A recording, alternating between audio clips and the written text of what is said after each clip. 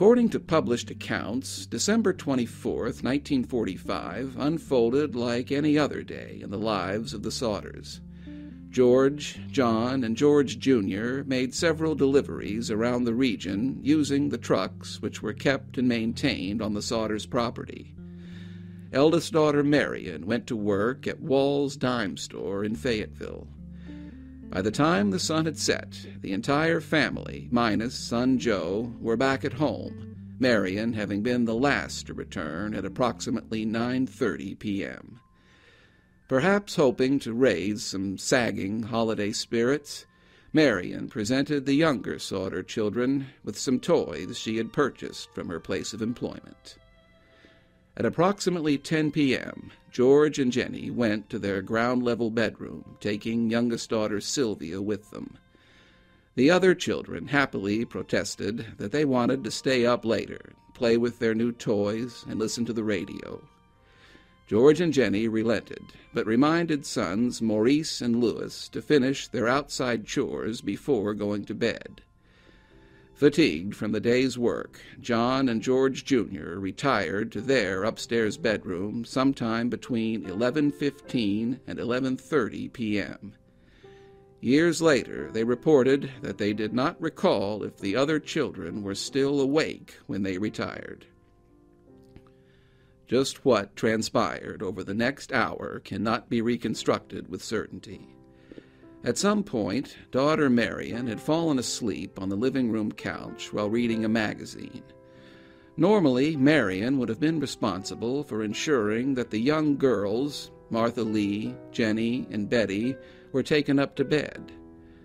On this evening, she apparently dozed off before carrying out this routine task. At approximately 12:30 a.m., now December 25th, the telephone rang. Roused from her sleep, Jenny Sodder got out of bed and crossed over into the ground-floor room utilized as an office. She answered the phone, but did not recognize the female voice on the other end of the line.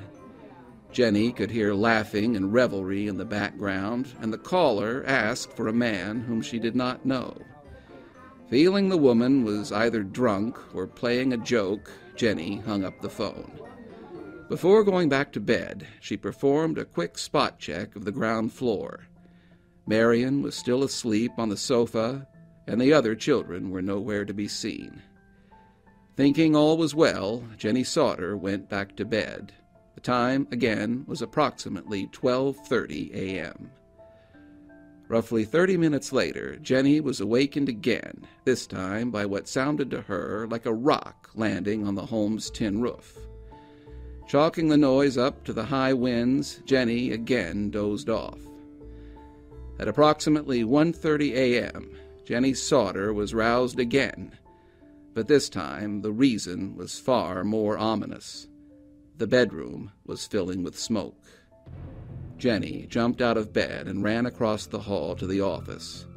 A wall of flames was slowly engulfing the desk and the wall in the rear corner, effectively cutting off access to the telephone. Now, very much awake, Jenny roused husband George and frantically yelled up the stairs to the other children. The fire was reportedly spreading fast. George and Jenny ran past the fire and onto the back porch by way of the kitchen. At approximately the same time, daughter Marion woke up and instinctively ran to her parents' bedroom to rescue the youngest child, Sylvia. With Sylvia in her arms, Marion ran into the living room and out the front door. The actions of John and George Jr. are more difficult to describe with certainty. They were both apparently roused by their mother's calls and made some attempt to get the attention of the other 5 children. They were then able to make their way down the stairs and out of the house.